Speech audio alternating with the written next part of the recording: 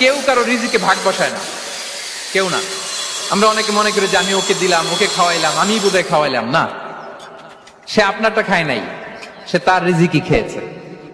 আমাদের ঘরে আমাদের বন্ধু বান্ধব আসে অনেক সময়, আমাদের ঘরে অনেক সময় অতিথি আসে, তাদেরকে আমরা আপ্যায়ন করি, তাদেরকে খাওয়াই। আসলে সে আমারটা খায় না, সে কারটা খায়? তার নিজেরটাই খায়।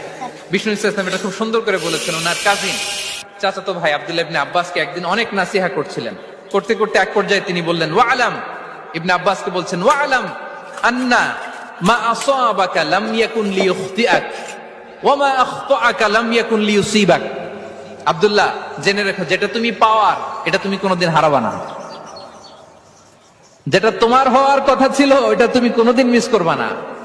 আর যেটা তুমি পাওয়ার কথা না, গোটা বিশ্বের সব শক্তিকে হাতের মুঠোয় আনলেও সেটার দেখা তুমি পাবে না, পাবে না।